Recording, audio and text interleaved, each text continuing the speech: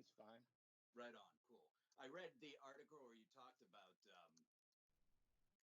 actually the story behind getting that name and the fact that you were balanced. There's a lightheartedness to it to some degree, and you were balanced life at that period. I thought that was a good little story. Yeah, it was like, it was like a joke name, and Yeah. I put it down just because back then I used to use different last names for all my bands. Right. Um, because I was in a lot of bands. Yeah. I was in so many bands, in the early 2000s. I was in every band in town. You know what I mean? So Right. what I did was just gave myself these different identities. I don't know why. Different. Yeah. Yeah, because I did a lot of different types of music too. So yeah, it was sort of, I don't know why I did it, but it was just something that I thought to do, and I did it. And then my friends started calling me Sorceron, and then it's kind of I used that as my name, and then right. kind of just stuck. Honestly, it's like part of my identity now. It's weird, Yeah. So yeah, absolutely. So one of the things that I'm interested in right now, and kind of one of the reasons why I'm doing these discussions, is us as individuals, the industry itself, etc. This has hit us pretty hard. And I know, like, for example, I was getting really pumped for the Devastation on the Nation tour. You and I had talked a little bit kind of through Instagram about how that tour was coming up. So talk to me, just what was it like for you getting ready? I mean, I assume you were starting to get the band together and getting ready to hit the road. So how did the COVID situation, when the shit hit the fan, how was it for you guys, and for you in particular? Okay, so let me back it up. Yeah. I've been following the COVID situation,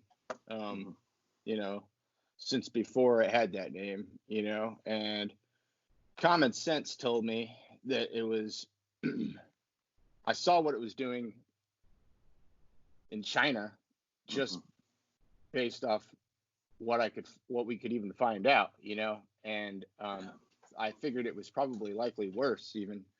And then, I live in Washington, and as you do as well, I think. Correct. Right? Yeah. And I saw that. I saw the first case in the U.S. was in Washington, and at that point, I kind of made an educated guess that tour was not going to happen, because also I could see what was happening in Europe at the time. Absolutely. And pretty much no one was listening to me at the time. I was like telling my bandmates, like, prepared to like possibly not go on tour, and best case scenario, prepare to go on tour and have to go home mid-tour, Yeah. And I was more worried about that situation because that would result in lots of loss of money. I mean, I already lost a lot of money. You know what I mean? Let's be real. I can imagine. You printed up, I'm sure, a shitload of merch getting ready for the tour, we have, etc. Yeah, we have like $5,000 worth of merch, just probably more than that. Just sitting somewhere. And honestly, it would cost even more money for me to have it. If I was going to have it shipped to me to try to sell, it would be pointless because I would basically sell what the shipping was. We don't have the hugest. You're not making money at that point. Yeah. Yeah, exactly. For you. Yeah, absolutely. How's it impacted the rest of the band? I mean, had you guys? So you kind of caught wind that it was not going to be a good situation. Had the band come together yet to practice for the tour? Or were you still kind of in separate cities at that point? Because I know. Go ahead.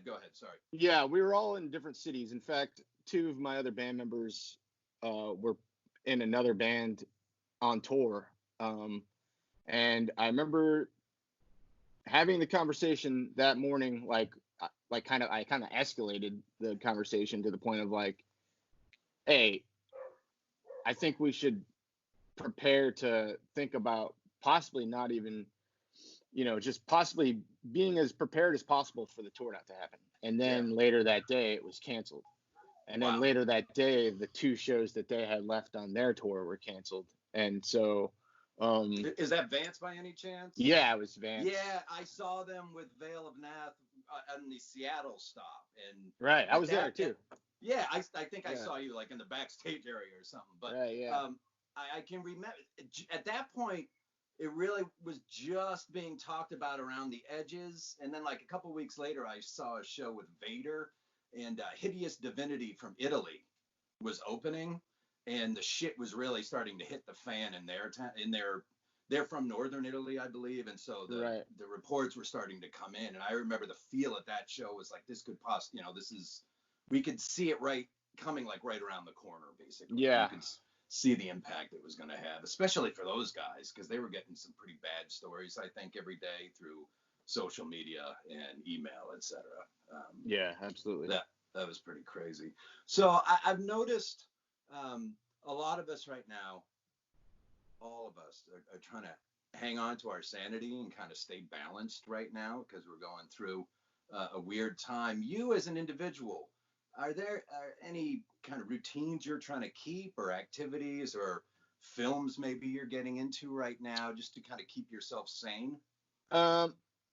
It's actually awesome because I usually have to work like 60 to 70 hours a week just to survive. And now I can't work, which really sucks for money, obviously. But there's nothing I can do about it. So I've just been waking up and working on music every day.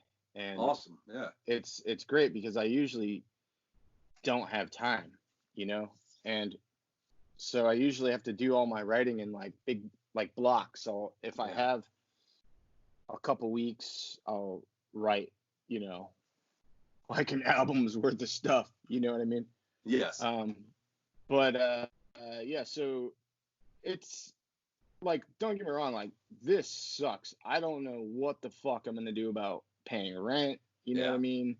I'm struggling to get unemployment because I'm self-employed, and I don't know what's going on with that.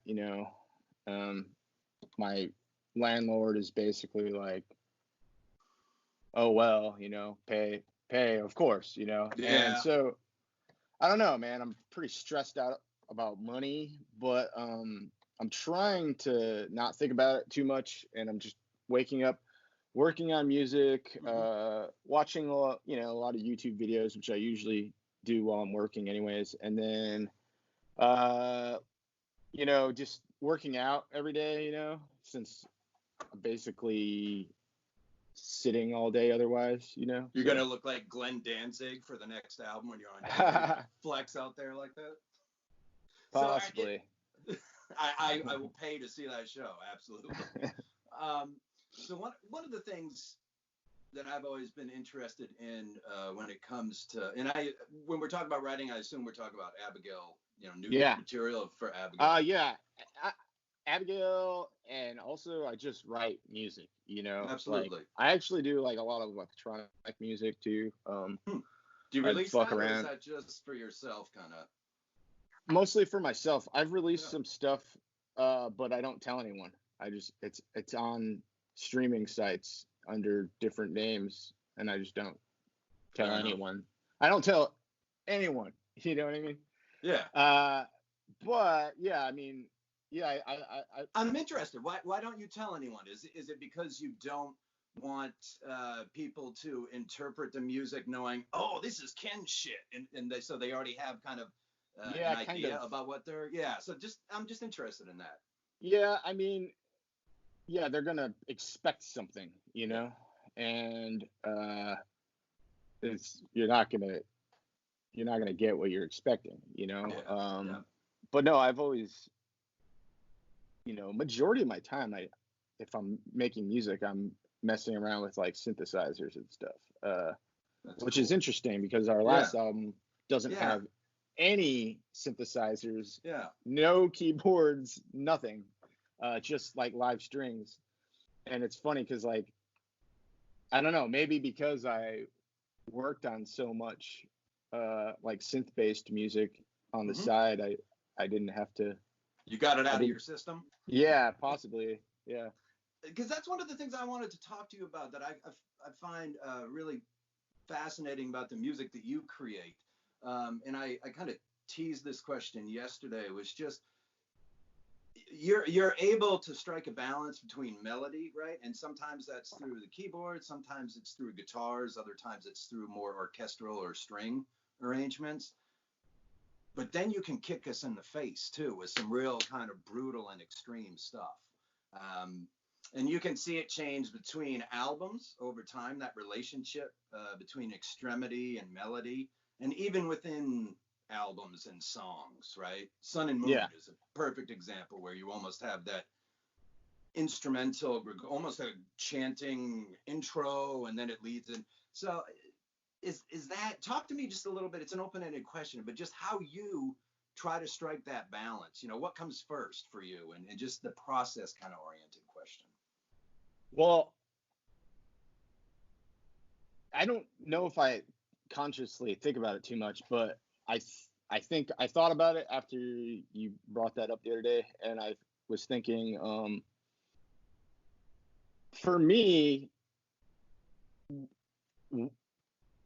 okay, so like let's say like take like the Accuser album in like a track like Godhead is,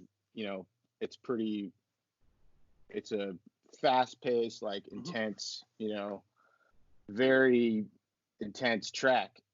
That track to me doesn't mean as much unless you put it with a track like New Might, you know what I mean, at the end of the album, or like a track like Will, Wish, and Desire, which is like a weird, that could be a fucking Foo Fighters song if it wasn't all fucking harshed out, you know what I mean? Right. If you change the production a little bit, yeah, exactly. Like, I don't know.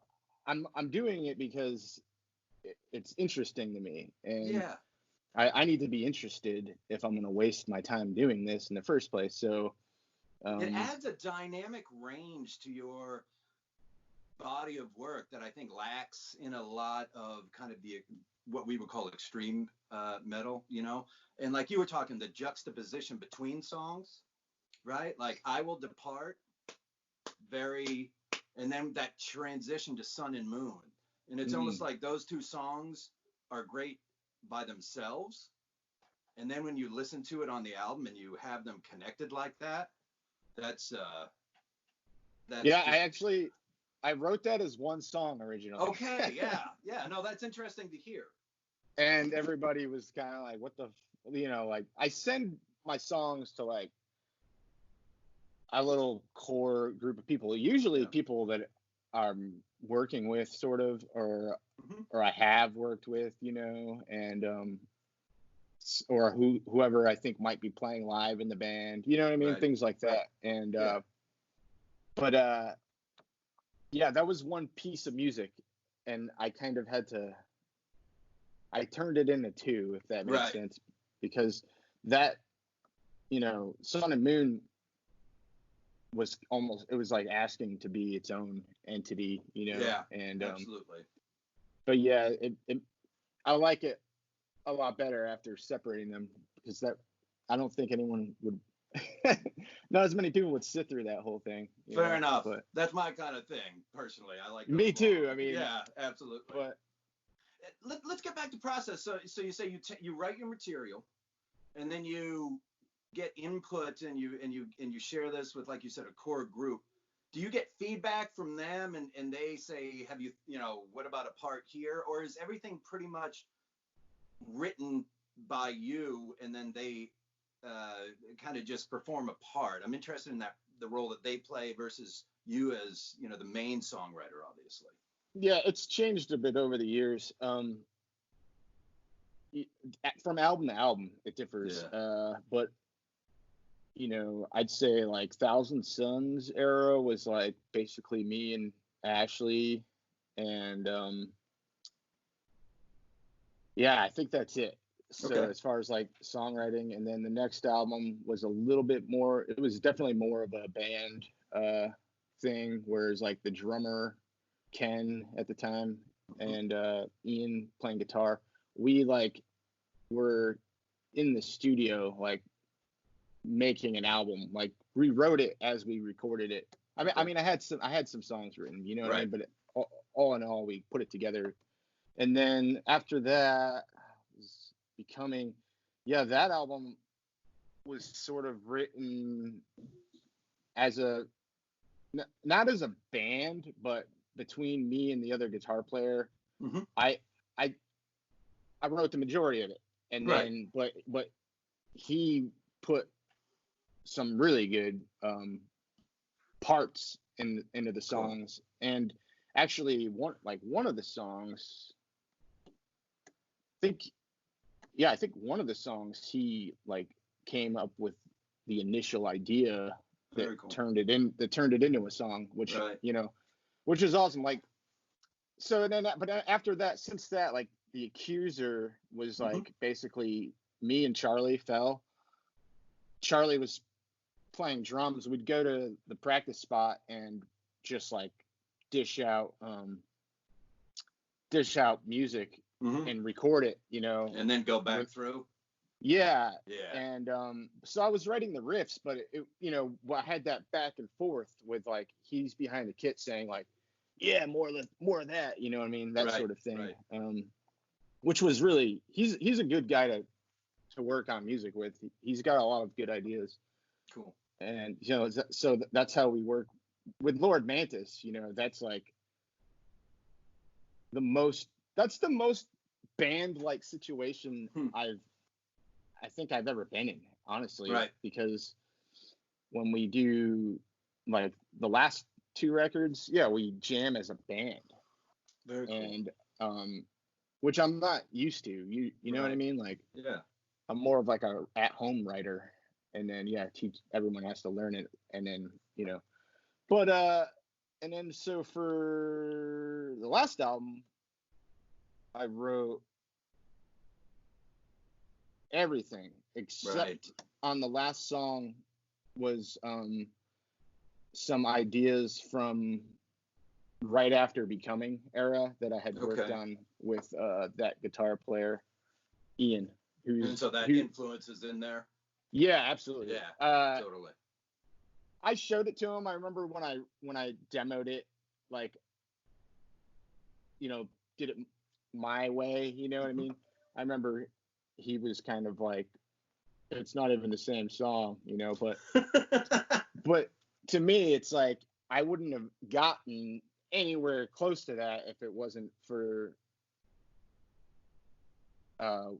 what we had done all those years together. Prior. Yeah, exactly. I mean, it needed a lot of work, but it was like I wouldn't have thought of it probably. You know what I mean? It's like it came from that, which was it comes from the interperson, from the relationship between two people rather than absolutely. Yeah. That's very cool. Yeah, and the song was just, I had it for a long time, and I was kind of like, it needs to be used. So that's how it got on the album. Very cool. And even on this new album I'm working on now, so like on this album I've written everything. There's been no, just because of the nature of how,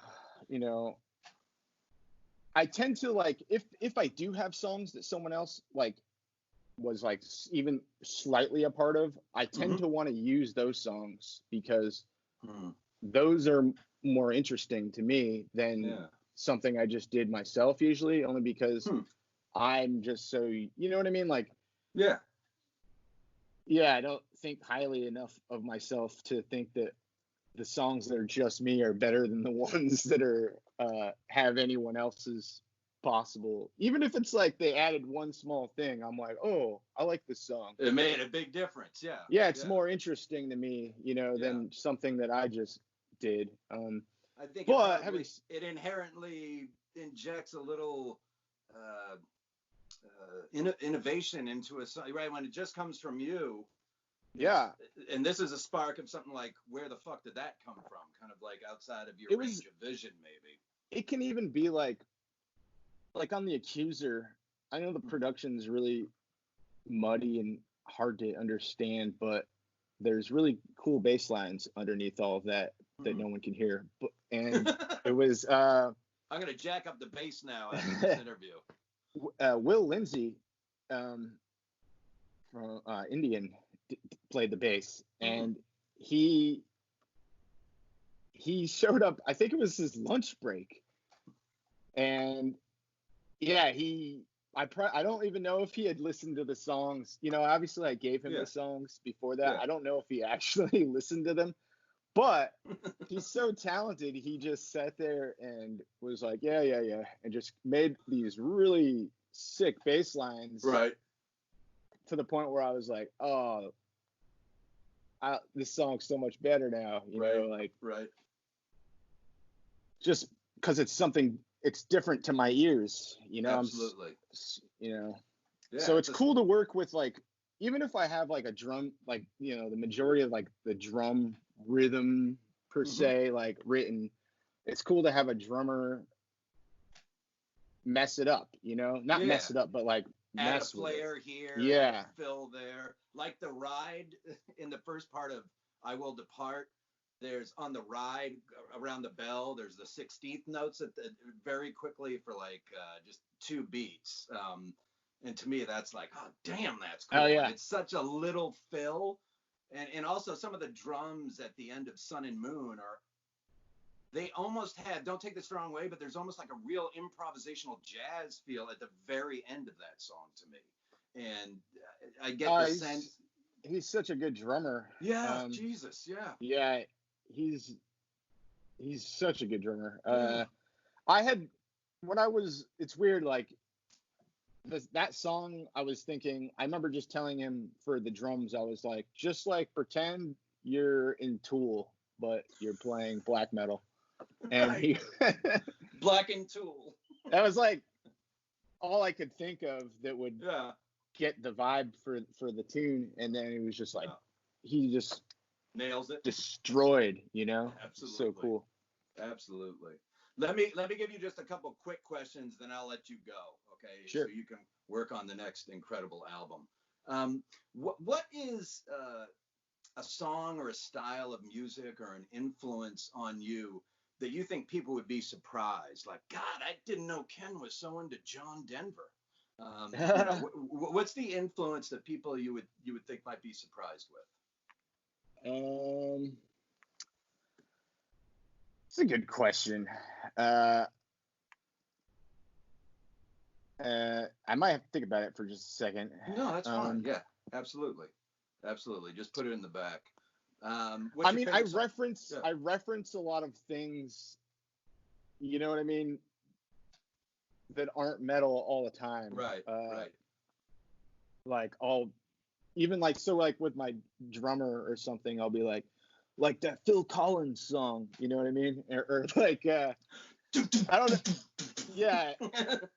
I'm always like, I mean, I listen to so much, I don't listen to that much metal. I know like a lot of metal guys say that, but like, I mean it. If I want to listen to metal, I'm going to try to like enjoy it and like, and be like, whoa, this is an experience. Or I just might check something out. Most of the time I'm just kind of, I got to check this out. I put it on and I'm like, oh, this band's really good, but I'm not really like, You're not listening to it over and over again. I don't have time to. There's other things I want to. There's so many good bands and projects. A lot of new ones. A lot of stuff. Like, I don't keep up with all the new whatever's cool and new. But it's too hard. I know a lot of it's is good. I mean, I sample things, you know, and I'll be like, that's cool, you know. I also don't want to be influenced by these things. I mean, people are gonna say, no matter what, like, oh, you're trying to be like this, you know, whatever. At least I can say, Well, I know that's not true. Because I never even listen. I don't even listen to that. You know. Exactly. As far as like, you know, but I would say influences, like I listen to a fair amount of like techno and Yeah. I don't know. I'm literally looking through my Apple Music. Right. I'm like, what am I into? Besides that would influence, you know, the music. Eh, let's see.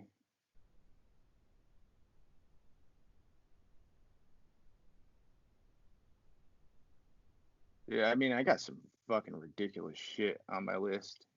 So And you're afraid to share it. I actually listen to this stuff. Fucking George Michael. That's a That right there is perfect. That's gonna be the little bumper that I use for this entire interview. Will be admitting that George Michael was fucking sick, dude. He was. See, I'm 40, so you know the music that I was listening to when I was 10 is still always gonna be like in my, you know, that shaped me. I graduated in 1989, so I still have a lot of that. I have some stuff in my head that there you go. shake. Yeah, it's part of your milieu. You grew up in it, you know. I mean, you're gonna hear a song and it's gonna transport you back to that time, whether you want it to or not. I mean, as far as like metal and stuff, I'm still influenced by like Metallica and shit. Yes, You know what I mean? yes, Like absolutely. I'm still thinking it's like shit like that. I just put on Priest's Defenders of the Faith, right? That's like 1984. Sick. The production is still, you have to get into that space to hear it. Yeah, exactly. Yes. That production is awesome on that album. I mean, it's if you don't listen to something modern right before it, you know what I mean? Because it's like the hugeness will make it seem like it's not awesome, but it is. It sounds really good. The way they approached the drums in particular, I thought was fascinating on that album. It's you can't even tell if it's a drum machine or a live drummer. Dave Holland, I know, is going through some issues, but the production of the drums I find fascinating on that album. I actually enjoy listening to it for that reason. But anyways, you were saying, I'm sorry. I mean, another like, when I was like in the 90s, I was making like industrial music. So I have a fair amount of that sort of influence. Absolutely. I don't want to do it like really obvious. You know what I mean? Like, put a fucking, you know, I don't, it's like, it's lame to, in my opinion, to try to merge it in a really stupid way that doesn't fit. But you mean you don't want some arpeggiated front 2/4/2 bass line in your next song? Yeah. Although I have been working on some EBM. But no, you know, like, but whether it's Abigail or Mantis, like both bands will be referencing like, you know, Ministry and, you know, Nine Inch Nails. Dude, we even use like Marilyn Manson as a reference. You know what I mean? Like, it's just, I just don't care, you know? Like, and the other thing is, I think I mean, in some ways for musicians, that's also shorthand. It's a common vocabulary that you have with your fellow musicians. So it's much easier to reference a song rather than, well, this particular pedal into this particular amp under this particular compression. It's like, no, that's the bass sound, you know? When you have like musicians that you're working with that have that similar vocabulary, it makes making music so much easier. You know, like a lot of, in the past, lineups of the band, people didn't always have that same vocabulary. Not anything against them. They listen to different music, you know, you know, and whereas like all these years later, I finally have like for the most part, like as far as like when I'm recording and stuff, Mm-hmm. the people I work with, we have like a very common language that we can work with to get the ideas across. Like, I could Absolutely. say, something like, it's funny. I was talking to Blake Judd not that long ago about we were discussing some music, and literally we were referencing like things like Portishead and Yeah. even some like classic like hip hop albums for Yes. to try to convey the atmosphere. You know what I mean? Like, Yes. but it's like obviously it's not going to sound like that, but we know what each other mean. Just I know it's what like you're talking about. I don't have an answer for that. Is there something? Sorry, That was the best part of the interview right there. All right, so one last question. Just we're in this situation right now where we're all kind of waiting and to reconnect in a manner that's not, kind of digitally based. I can't wait for my first show, but I also want people to be healthy. What's the thing that you're most looking forward to right now? Just the thing that you miss the most kind of in the world the way it is now, and that you're looking forward to?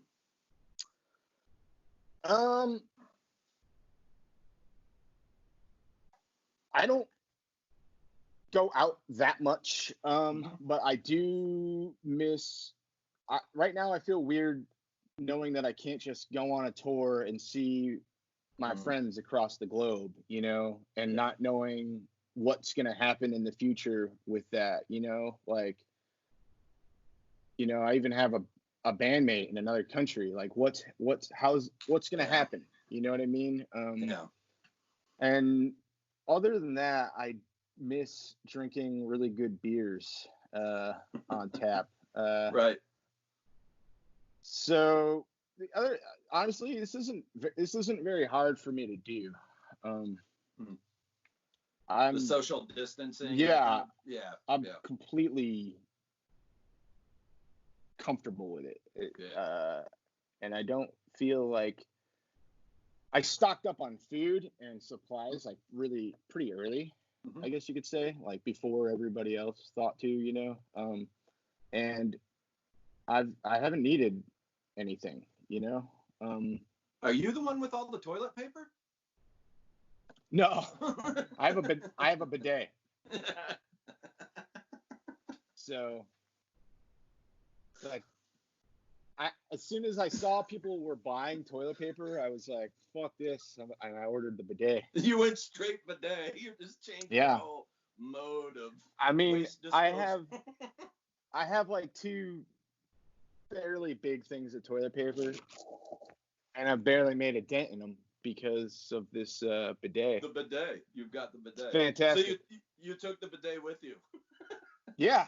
Absolutely. Yeah, I ordered the bidet, and then I was thinking I'm probably going to leave and head to the cabin, and so I didn't install it yet, and then I installed it here. Very cool. Yeah, it's been pretty good. Right. I recommend everyone, stop treating your butthole like that. It should be gentle and do something new. nice for your ass. Okay. I don't know how we end the interview other than that line right there. So listen, I just want to thank you very much for taking the time to shoot the shit for a little bit. Yeah, man. I want to tell you to be safe, just like anybody who watches this video, be safe. And any final words other than treat your butthole nice? That's the most important thing you could take from this whole conversation, I think. So, all right. Also, I'm really looking forward to 5G. Everyone will know where your butthole is. All right. I'll talk to you later. Thank you very much. See ya. Be safe. Later. Okay. All right. Bye. See ya.